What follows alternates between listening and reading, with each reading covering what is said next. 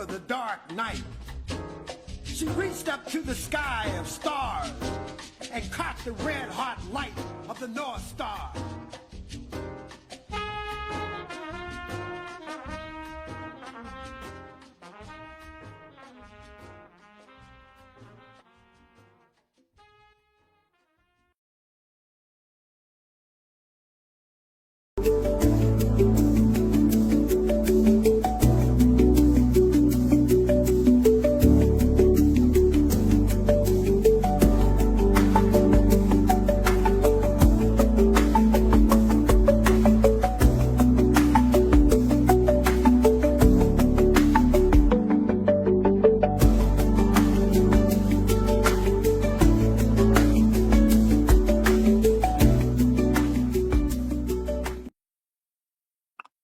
Well, welcome back. Good afternoon. Greetings.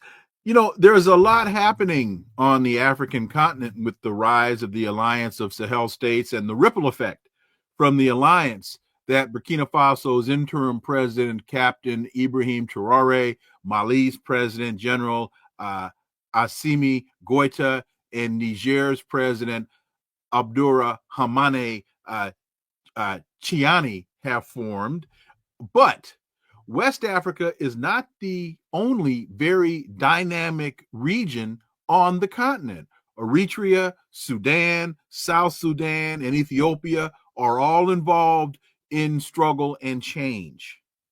You want to know what's behind all of this? Let's connect some dots and find out.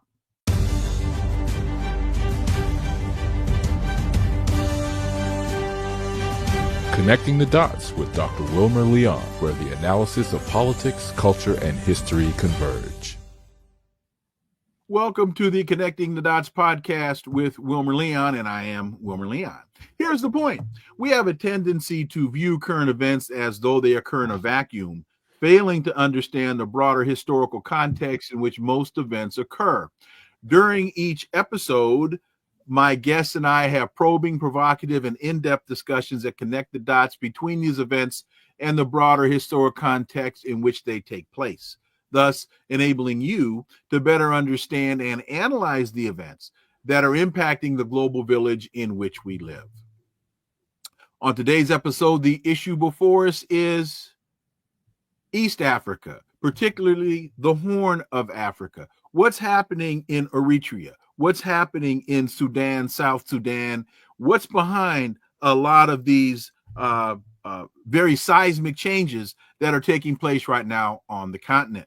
My guest is an Eritrean-American journalist who hosts his own YouTube channel, and he covers Eritrea's hard-won independence. He is Elias Amare. Elias, welcome to Connecting the Dots.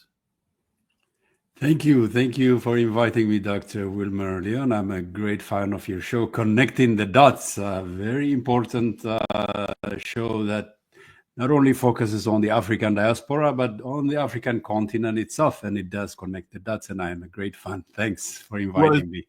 Well, thank you, because it's great guests like yourself that enable me to do this. So thank you for your time today. There's a great piece in The Economist entitled "What a Massacre Reveals About Abiy Ahmed Ali's Ethiopia." It starts 2 months ago in the early afternoon of March 31st. Gunfire erupted in Birakat, a town in the Amhara region of northern Ethiopia. After the army had taken control of the town, a massacre began. What is going on here with this conflict? What's behind the conflict, and how does Eritrea play into all of this? Well, I'm not a fan of The Economist. It does dish out a lot of disinformation, in particular when it relates to African issues. But in this case, it's only forced to reflect the reality on the ground in Ethiopia. Sadly, a bitter civil war is raging in that big country of the Horn of Africa, Ethiopia, the southern neighbor of Eritrea, with whom Eritrea has had, shall we say, on and off conflicts for the past 6-7 decades.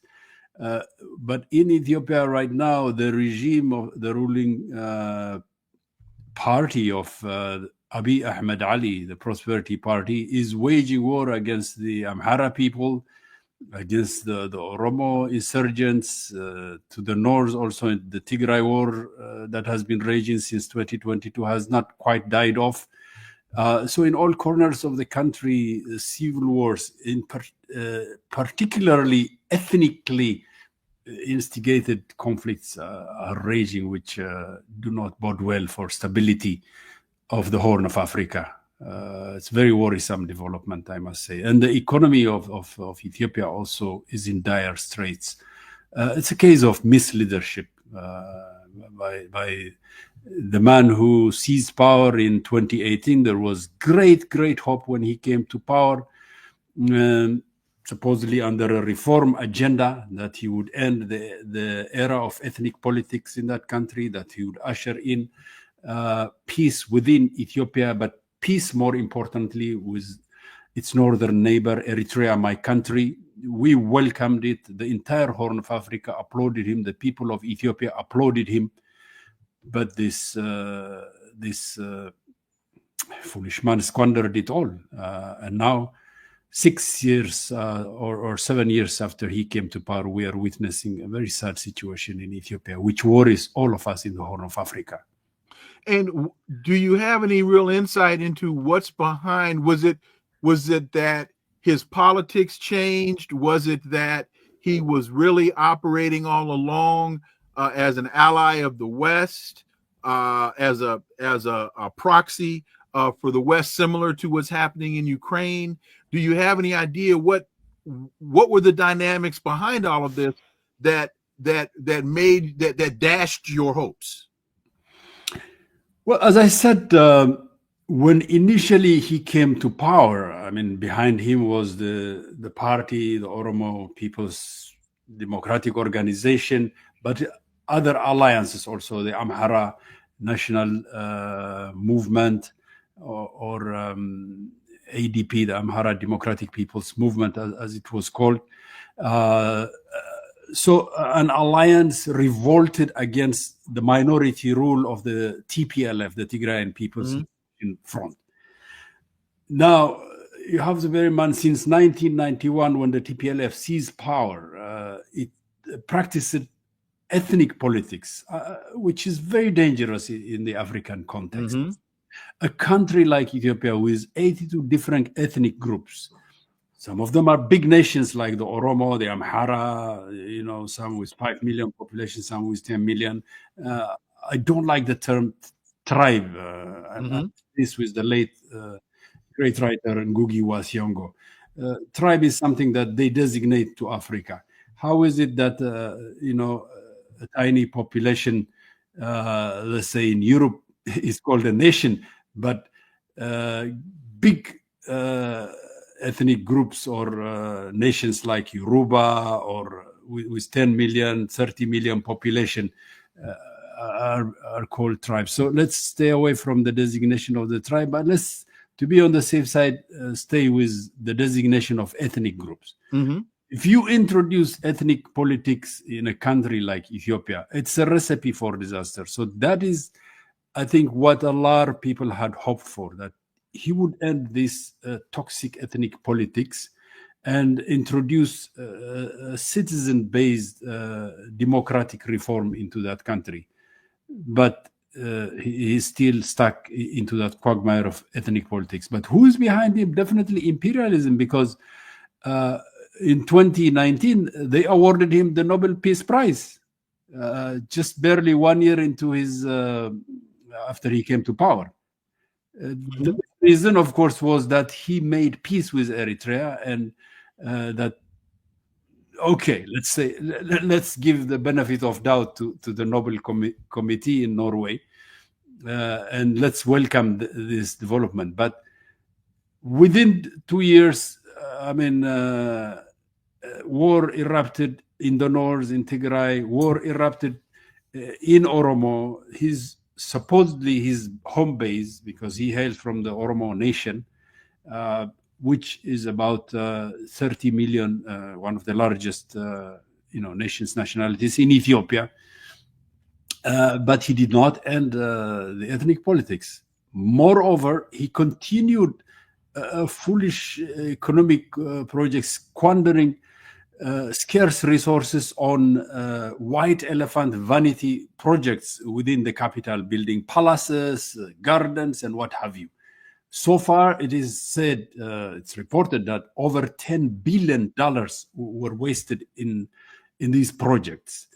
So these are projects that are designed for kleptocratic, fat cats of regime to steal the country's wealth away, and that is continuing. Ethnic conflict has been exacerbated far, far worse than when the TPLF was in power in 27 years.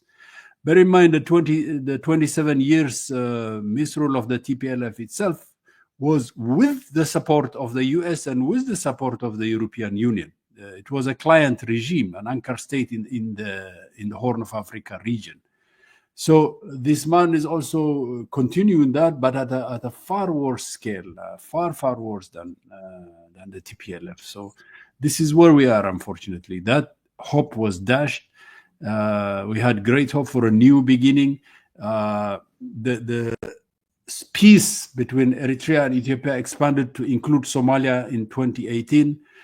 So this tripartite peace was hoped that it would grow and include Sudan. But unfortunately, they managed to scuttle that peace. And by they, I mean, who I'm referring to, the powers that shouldn't be, the US imperialism and its Western allies in Europe. Well, I want to just hit on this ethnic politics for one more point, and that is when we look at how Europe carved the continent into countries and either seem to ignore the ethnic politics or used those ethnic politics as a way to empower smaller ethnic groups to control larger ethnic groups. I think when we look at what happened in Rwanda, that would be, I think, an example of that. Is what we're seeing play itself out in Ethiopia, and another example of the danger of the colonists either ignoring the ethnic politics or using the ethnic politics and the conflict and dynamics that stems from that as a way of control. Somewhat so, but Ethiopia was never colonized. It was the exception. It was the anomaly in this case. Ethiopia and Liberia were the only two countries in Africa that were not colonized during the scramble for Africa by European colonialism in late 19th century. I was using the colonization as an example of what's playing itself out now. I see what you mean. Yes. In that sense, the colonizers during their rule of Africa or their loot and plunder period of Africa, of course, used ethnic divisions to divide and conquer. That's how they managed to control the continent. They would designate so-called tribal chiefs, and through them introduce, this is this tribe's land and that's that tribe's land. So sort of create Bantustans, ethnic Bantustans, to divide and pit the ethnic groups, the nation's nationalities against each other. So Ethiopia should have avoided this. And during the era of Emperor Haile Selassie, the Derg, the military junta of Mengistu Haile Mariam, ethnic politics was never practiced. I think it was in 1991 that the mistake was made. And ethnic politics leads to disaster. I mean, if you introduce ethnic politics in African context and formalize it, in terms of it's enshrined in the constitution in the form of ethnic federalism, so the killils or regions that are created based on ethnicity there are about 8 to 10, I don't know, now they may have reached 10 killers, ethnic states within the Ethiopian federal state, okay? But where does one ethnic group's land end and the other? There is always interlapping of territory. There's intermarriage. There's in pre-colonial times such things as this is this ethnic group's border and that ethnic group ends here. Such things did not exist. So by introducing and formalizing it in the constitution and ethnic federalism, what you would create essentially was ethnic Bantustans, for lack of better terms, just like apartheid South Africa practiced during apartheid in South Africa. I remember it pitted the nations, the Zulu Bantustan, this other group, and they called them Bantustans for a reason, yeah, because they wanted to divide and have the black ethnic groups of South Africa constantly fighting each other. Of course, the white minority expropriated the vast fertile land for themselves. In the case of Ethiopia, I think such kind of politics should never have been introduced. And there was hope that in 2018, with the coming of the so-called reform government, that this would end. But this never ended. And we are witnessing now a terrible situation unfolding in Ethiopia, which is a nightmare scenario if it continues along this line. God knows what will happen. The writing on the wall does not bode well for Ethiopia and for the Horn of Africa unless something is done urgently. And we need to focus on that. Ann Garrison did an excellent interview with you in Black Agenda Report. And I just want to read the first two paragraphs to give some context to this discussion. On May 24th, Eritrea celebrated its 34th Independence Day. From September 1st, 1961 to May 24th, 1991, the Eritrean people waged a 30-year war to free themselves from the Ethiopian Empire, first under the control of Emperor Haile Selassie and then under Mengistu Haile Mariam. Eritrea was the first of 5 nations now refusing to collaborate with AFRICOM, the U.S. Africa Command. It has also refused to saddle itself with IMF or World Bank debt, but the African Development Bank has praised its progress and provided funding for one of its renewable energy projects for its education initiatives.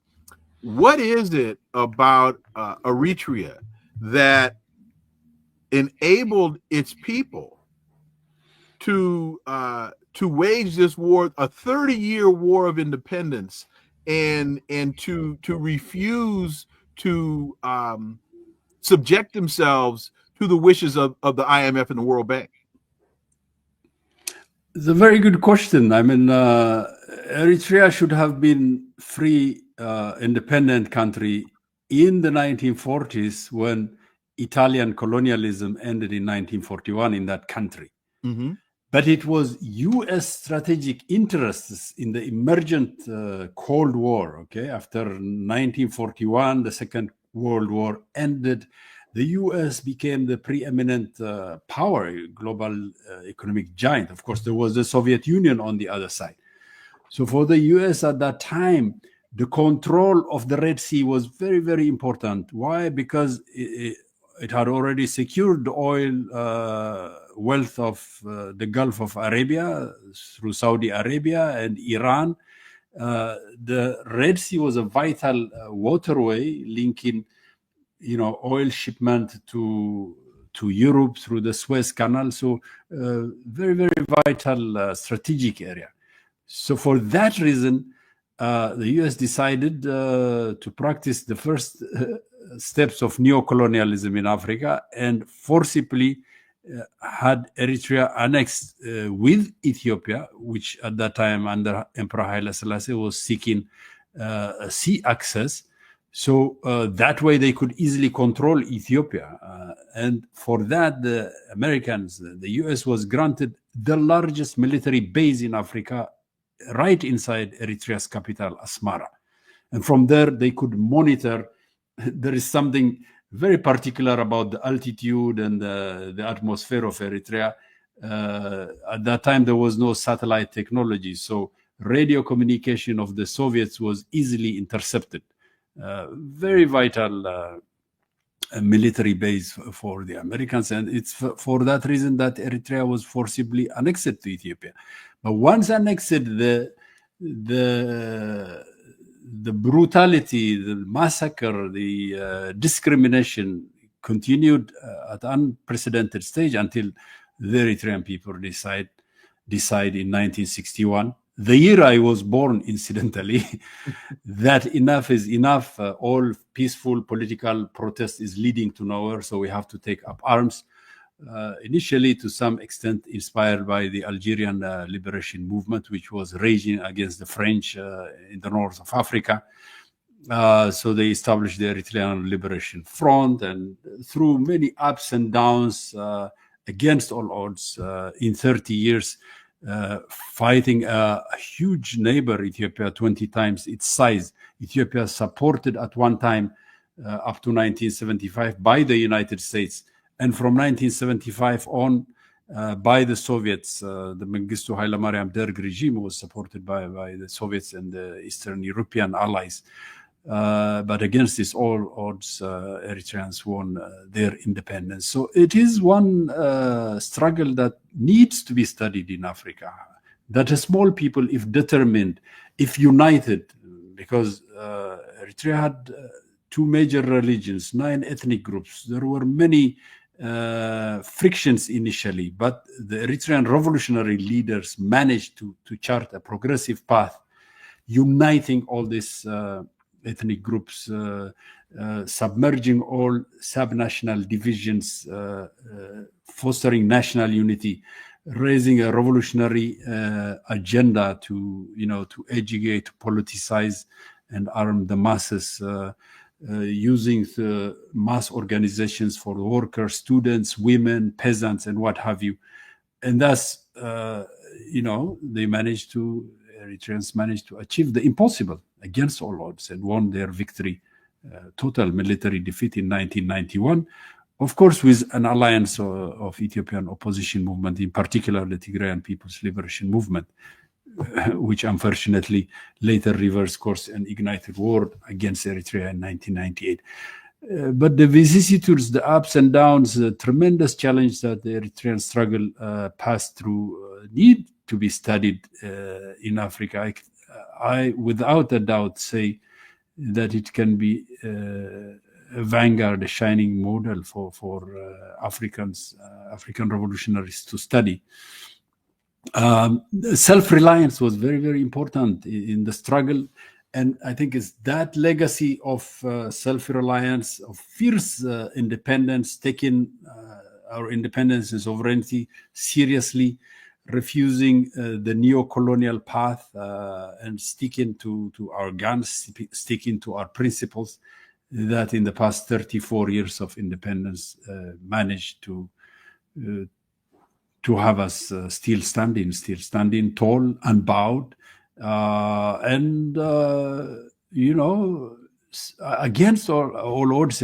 Also, within this past 34 years of independence, there has been tremendous hostilities to demonize Eritrea, to put sanctions against it, to wage war, proxy wars against it from its neighbors, client state of Ethiopia in 1998 to 2000, others like Sudan trying to spread Islamic Jihad terror into Eritrea. But against this all odds, Eritrea stood firm and managed to achieve significant developments in terms of education for all, healthcare for all, emancipation of women, improvement of enrollment of girls in schools, reduction of infant mortality, reduction of communicable tropical diseases such as malaria, tuberculosis, cholera, and what have you, HIV, AIDS, very, very commendable under difficult and harsh conditions. So I think the Eritrean example needs to be studied in Africa, in particular in our emergent young allies in the African Sahel States of West Africa, the Alliance of Sahel States. You know, beyond the geography of Eritrea being a coastal country on the Red Sea, there's also, when you look at the topography of the country, there seems to be a tremendous series of rivers and running throughout the entire country. So access to water, agriculture, I would think would enable Eritrea to feed itself, to sustain itself in the manner in which you are articulating, enabling it to better stave off the encroachment from entities such as the IMF and the World Bank. A very good point you raised. I'm glad you reminded me on that. One of the things Eritrea focused in the past 34 years is that we have to be food secure. We have to ensure food security for our people. We have to stay away from food aid dependency. And thus, the state invested heavily in building big dams, medium and small scale dams to preserve the water and use it for agriculture, using irrigation away from the traditional rain-fed agriculture. Mm-hmm. Now, Eritrea is not as water-rich as Ethiopia. Ethiopia, further to our southern giant neighbor, has huge rivers, vast fertile land. But Ethiopia has not managed to wean itself out of food aid. It has been dependent, sadly, on food aid for the past decades. Mm-hmm. Eritrea, from the get-go, from the beginning, realized this danger that's still haunting all the countries of Africa. And this is a design. They crippled Africa's agriculture. Africa is rich in agricultural resources. Africa could not only feed itself, but export, crops and what have you to other continents. At this point, though, under neocolonialism, many African states, their agriculture has been crippled or devastated, and to a large extent, they have become dependent on food aid. This is a sad situation. This quagmire, this trap, Eritrea managed to avoid, like you said, through building dams, through careful investment in agriculture, using modern technology like tractors, irrigation farming, drip irrigation farming. Eritrea is also on the Sahel belt. The desertification is encroaching every year. So to reverse that, massive tree planting, terracing projects have been undertaken, and in the past 34 years, there have been commendable results. I think in this regard, again, our brothers and sisters in Burkina Faso, Mali, and Niger can learn a lot from the Eritrean experience. You can do, with very little resources, you can achieve a lot. You can achieve food self-sufficiency, food security, food sovereignty. And once you do that, the imperialist powers do not have something to pressure you with, arm twist and have you sort of a diktat, just like the IMF, World Bank, loans that are debt trap, not being food secure, not having ensured food sufficiency, food security, and food sovereignty also exposes you to external pressures, and thus you become another neo-colonial vassal state if you don't do that. But once having achieved agriculture, Eritrea realizes you can also slowly build upon that to transition into the next step of industrialization. At first, industrialization based on agriculture, but later with all other capacities. You mentioned the Alliance of Sahel States and what they can learn from the process that Eritrea has been able to establish and sustain itself. How are those politics? How are those Sahelian politics playing in Eritrea? Are they? What is the relationship? What is the dynamic as Traoré and those in Mali and Niger, as those politics are developing and seeming to spread to other countries in the region? Well, we in Eritrea, I can say, at least those politically conscious and those like me who are convinced that the only way forward for Africa is to end neocolonialism and through radical revolutionary Pan-Africanism ensure the unity of the continent, and thus end the 5 centuries of humiliation of our continent, of our African peoples. We are watching what is happening in the Alliance of Sahel States, in Mali, Burkina Faso, in Niger, with fascination. This is something that needs to be supported, and we are trying to make linkages. Of course, there is the long distance divide, the linguistic divide that colonialism imposed upon us. The Francophonie Africa only speak French. They are not capable. They are not fluent in English, so a lot of the things that is happening in our part of the world, in Eastern Africa, just for lack of translation and what have you, may not reach their ears. I mean, the ears of the masses of those 3 countries. But I'm sure linkages are slowly being established. I can say, for example, when Captain Ibrahim Traoré came to the Russia-Africa summit, I believe about 2 years ago, where a lot of other, our President Elias Amare was there, gave a very powerful speech there, President Elias Amare. So did Captain Ibrahim Traoré. I'm sure both had taken note of each other's visions, of each other's statements, not only him, but the other 2 countries, his neighbors, Mali and Niger as well. Within a year also, there was a Saudi Africa summit in Saudi Arabia in 2023, 2 years ago.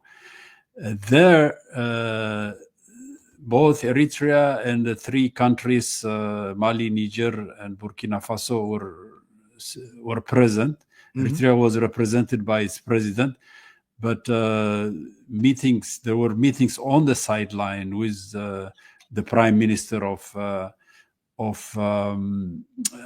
I believe Niger, the foreign minister of Mali, and the speaker of parliament of Burkina Faso.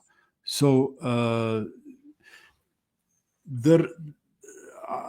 I have no doubt that there are hopes and that bridges are being built. And now, third point I want to mention, in South Africa during the BRICS summit there, also 2 years ago, President Elias Amare had traveled also there, and in his very powerful speech there, our President Elias Amare of Eritrea, I'm talking about, that speech is available on the internet.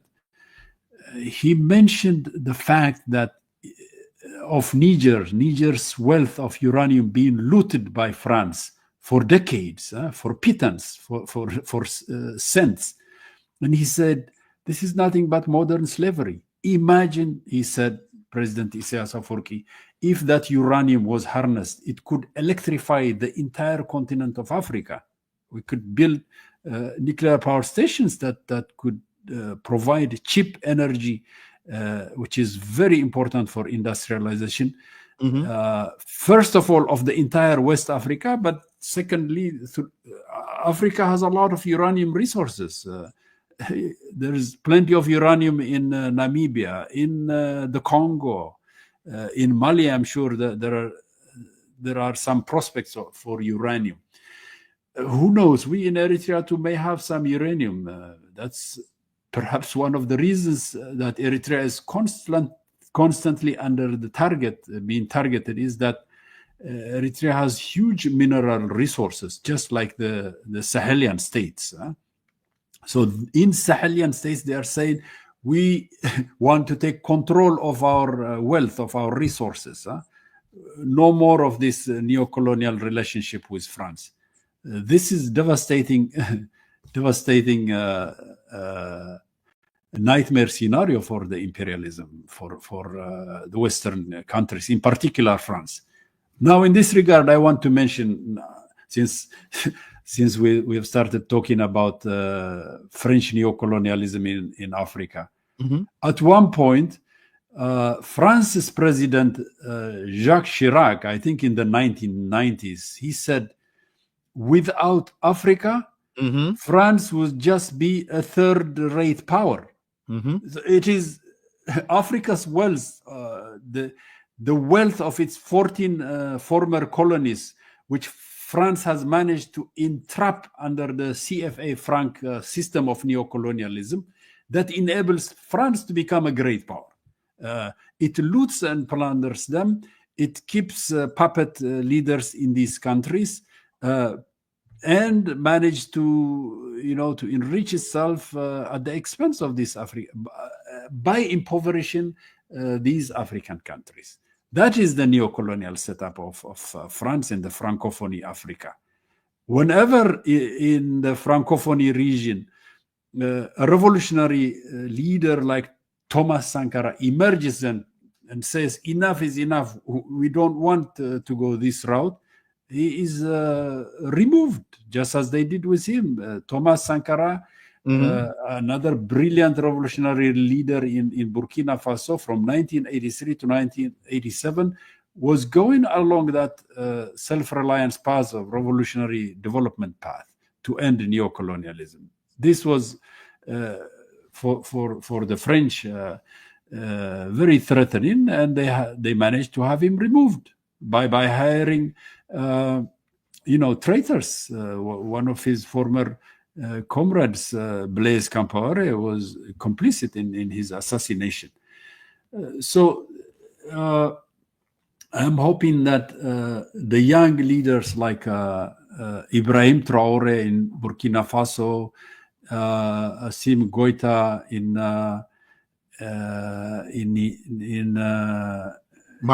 Mali, and Abdourahamane Tchiani in Niger have learned their lesson. From what I am seeing, the fact that they have formed this confederation, this alliance, assures me that they have learned their lessons from that disaster of the 1980s and have united to protect their gains, which is very, very important for the rest of Africa.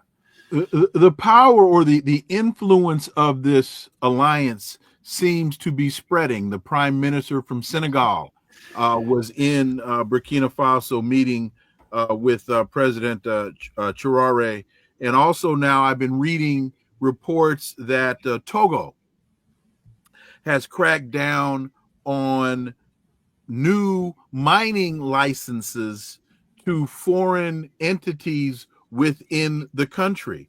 And that, to me, and as I'm reading the report, they're saying that the basis of this, or the reason for this, is to start to process their own natural resources in-house so they can strengthen their own economy, so that they can build and provide jobs for more people in the country. And I find that interesting because, as I understand it, Togo has been governed by one family for a number of years. And for Togo now to make a shift of this nature, seems to me they're getting very clearly the sense, because also they border Burkina Faso, that they're getting the sense that change is in the wind. And if they don't change, they will be overcome by change. Your thoughts?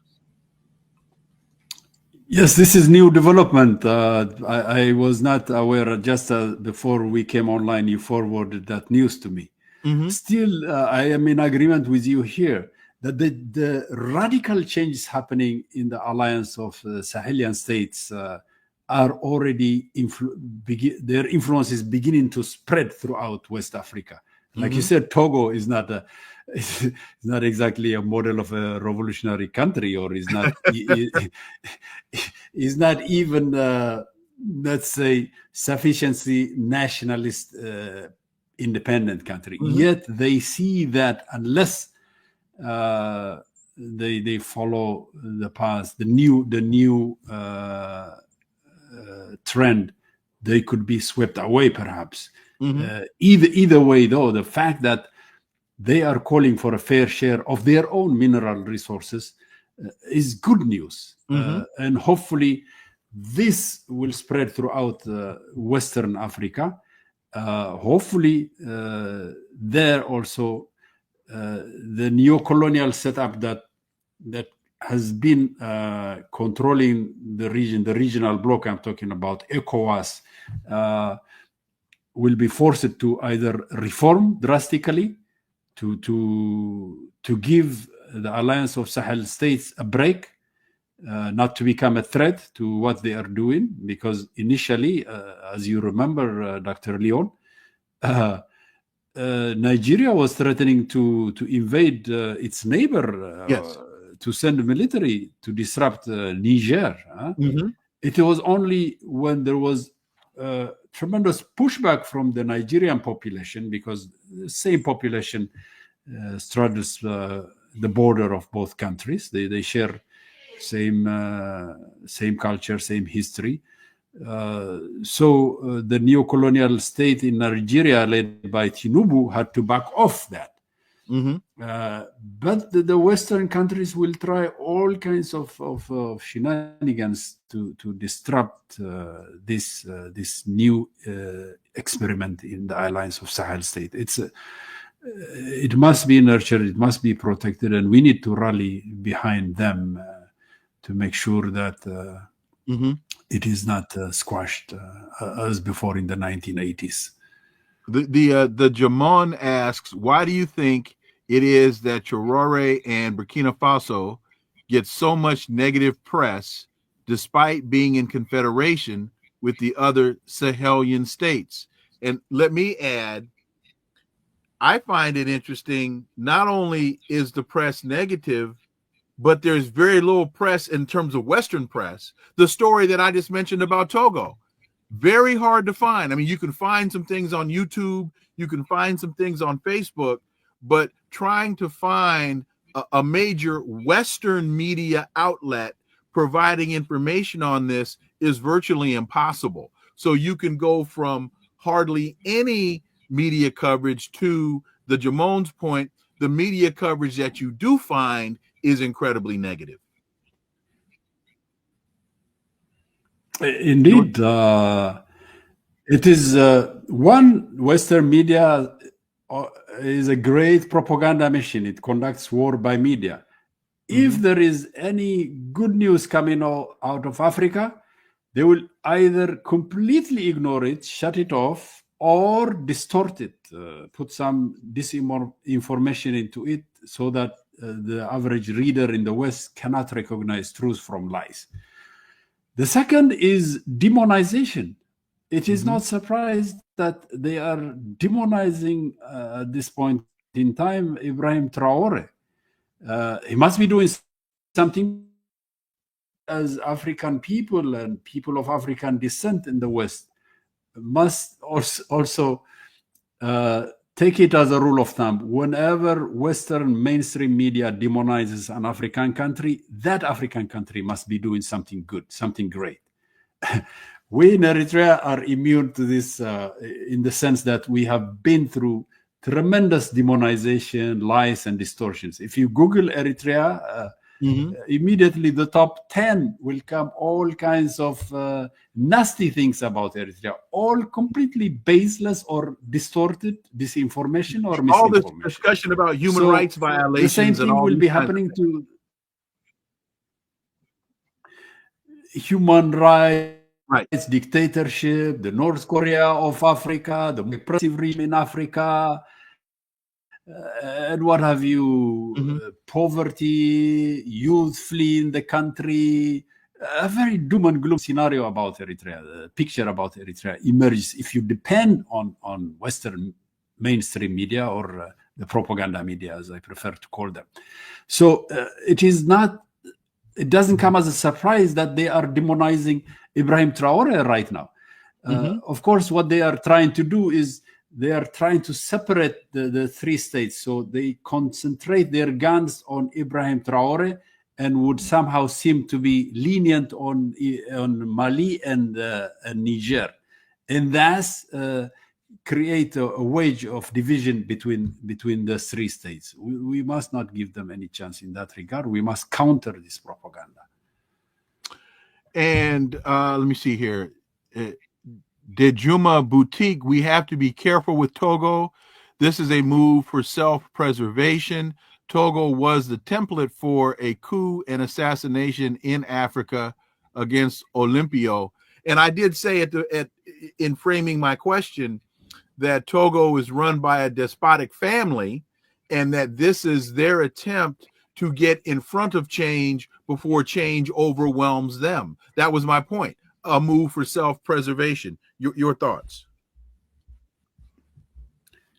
I agree with you again there. It is the winds of change are blowing in West Africa. Finally, this revolutionary, this potential revolutionary path, breaking the chains of neocolonialism, emerging in the neighboring countries. So countries like Togo is a very small country. It's not as big as Nigeria, which has some wherewithal to resist the winds of change coming from its northern neighbors.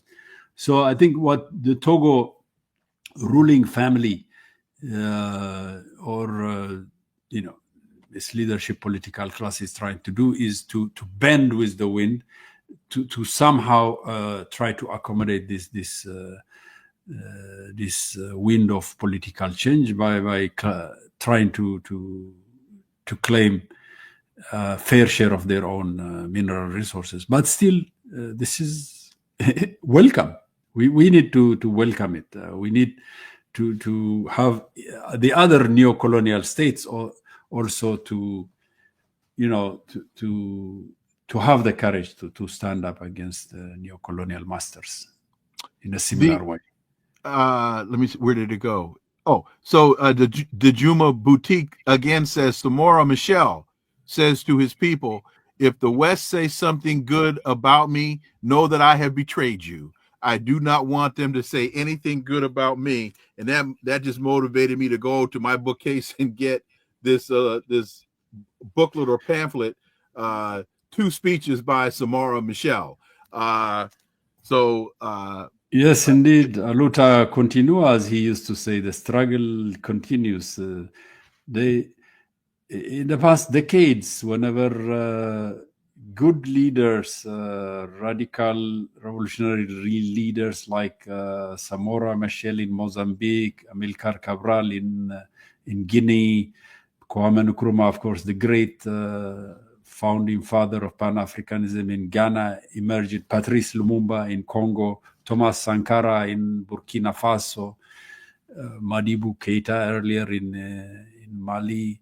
Whenever leaders like that emerged, they eliminated them. So that was the disaster of the past 6-7 decades of neocolonialism for Africa. And Samora Machel is being proven prophetic in what our brother quoted. So we have just about 10 minutes left. And if you were to meet someone on the street and they were to say, Elias, tell me, what are the 3 most fundamental things you want people to know about Eritrea, its struggle for independence, and more importantly, its ability to maintain its independence? Again, tall order to summarize with 3 short points. Okay, 4 but points. But I would say, okay, quickly. Okay, one is to believe that you have the capacity, only you have the capacity to free yourself. Never be afraid of the big powers. No matter how big they appear, there is tremendous power within us. If we unite, if we have correct leadership, if we are free from corruption, we can do it. We can free ourselves. Eritrea proves that. Against all odds, it has done that. Secondly, I think self-reliance is important. We have to rely on ourselves, on our own mental capacity first and foremost. We are very intelligent people in Africa. We are the birthplace of humanity. We are the birthplace of many civilizations, including the great Egypt. Capt is an African civilization that in its time was one of the greatest civilizations in the world.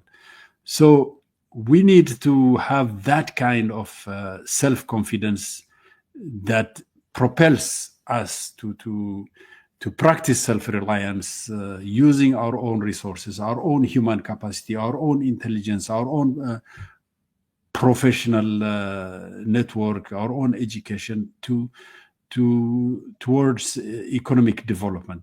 Self-reliance does not mean isolation, by the way. It means that first and foremost, you have to rely on your own resources.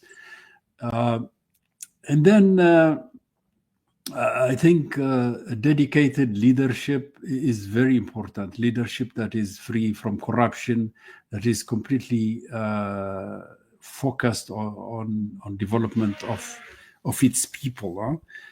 They will try to entrap new leaders through trinkets, through bribes of a few $1 million here, a few million dollars there. That, I think, is what the youth of Africa must focus on, to reject this tempting traps that the West managed to set and derail many projects in Africa. I think the other, though, is that unity is important, the unity of the African continent. One country alone, even if it resists in the long run, it will face tremendous challenges. It cannot do it by itself. It needs allies in its neighborhood. What we are trying to do in Eritrea is what the Alliance of Sahel States have managed to do shortly. In 2-3 years, they realized the danger and said, no, we need a confederation. We need to unite. United, we are 72 million. Divided, we are 17 million in Burkina Faso, 17 million in... anyways, if they manage to unite, which they have done, they can withstand imperialist aggression, terrorism, and what have you. They can also have a wider economic base, market to trade with, to exchange goods, and what have you. That, I think, is what Eritrea has been trying to do in the Horn of Africa, but it has not found allies yet. That's why we see what is happening in Western Africa. That's music to our ears. That, I think, needs to be replicated. I'm glad, for example, that the Alliance of Sahel States removed itself. The 3 states removed themselves from ECOWAS. We have the same situation in Eastern Africa, a regional bloc called IGAD, completely financed, dominated by Western imperialism. A useless, toothless regional bloc. Finally, Eritrea got fed up with this puppet bloc, IGAD, which is the ECOWAS of Eastern Africa, and said enough is enough. We don't want anything to have to do, with this setup. So I think that that kind of what is being. Oh, I think we just lost our connection, and you know what, one of the biggest takeaways that I have from what Brother Elias just articulated, the same thing the same analysis applies to the African American community. Everything that he just said about what has transpired in Eritrea, what has enabled them to not only achieve their independence, but to sustain their independence, are the very same things that as African Americans, we need to start taking into account or take into consideration for our politics. And the sooner that we are able to take that into account for our politics, the stronger of a political element we will become. But as long as we, as African Americans or Africans in America, depending on how you want to define yourself, as the longer that we keep believing in this two-party dynamic, we will continue to be subjected to the same circumstances that we have always been. Brother Elias, I was just saying that the very things that you just articulated about Eritrea are the very same things that could be applied to the politics of the African American community here. And that the sooner we understand that here, the stronger we're going to be. We got about 2 minutes. I'm sorry, my laptop's battery died on me. I didn't realize I was not hooked to the electric power. Anyways, thank you very much for your patience. That is vital. That's very, very important. Unity. We need to emphasize on that. We need to remain united. Our enemies will always find devious means of penetrating and cracking our unity. In fact, if I could. What Amilcar Cabral called the cancer of betrayal. We always need to be vigilant about that. He said at the funeral of the great Kwame Nkrumah, what killed Kwame Nkrumah was not cancer. What killed him was the cancer of betrayal from within. So if you could, I'm sorry, continue. Well, you know, when you use the word unity, what that brought to mind is that doesn't mean that we all think the same way and we all do the same things. It means that we unite around understanding the common enemy, the common oppressor, that we are in the same struggle, whether or not we believe the same things. We don't have to operate the same way, but we do have to operate in a unified manner because we are fighting the same oppressor. We got about a minute. Exactly. The end goal is for all of us the same. The development, the freedom of our peoples, wherever we are, Africans. We have to end 5 centuries of humiliation. The Chinese are very, very angry of that 1 century of humiliation they call. Then they said, never again will we have that kind of humiliation. Africa had 5 centuries of humiliation. The end goal, objective, we will all agree, is the freedom of our people, the development of the African continent, and the development of African people wherever they are, be in the Americas, be in the Caribbean, in Latin America, where have you. The end of racism, the end of white supremacy. On those broad long-term objectives, we are all in agreement. How do we, what political path do we take, what ideology? We may differ, but we need to have some uniting vision and goal. And I think the final goal of Africa's freedom and development, we can all agree upon. On that, we unite and we never divide. I think the Alliance of Sahel States experiment in that regard is something that needs to be applauded and supported. Brother Elias Amare, thank you, sir. Thank you so much for your time. Greatly, greatly appreciate that analysis. Again, welcome to the show and look forward to having you back. Thank you very much, Dr. Leon, for having me as a guest. And let's continue the conversation. And I always follow what you are. For those, I have a huge, somewhat big subscriber base. If you would allow me to upload this on my channel. Oh, absolutely. Please do. I will say to them, please subscribe to Connecting the Dots and follow it regularly, because that is what we need to do, to connect the dots and strengthen our unity. We sent you the link. Feel free, please do. We greatly appreciate it. Thank you, sir. Thank you. Thank you. And folks, thank you all for listening to the Connecting the Dots podcast with me, Dr. Wilmer Leon. Stay tuned. New episode tomorrow. We will be talking about Venezuela, and we will be talking about the politics of Venezuela with Tulio Virguez. I think that's how you pronounce the last name.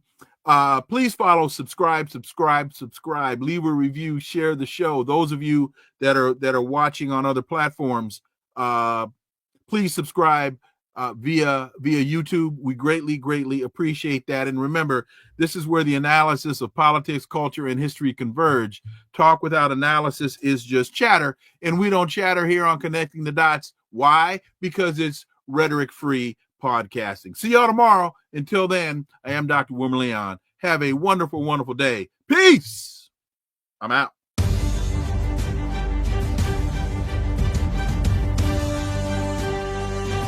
Connecting the Dots with Dr. Wilmer Leon, where the analysis of politics, culture, and history converge.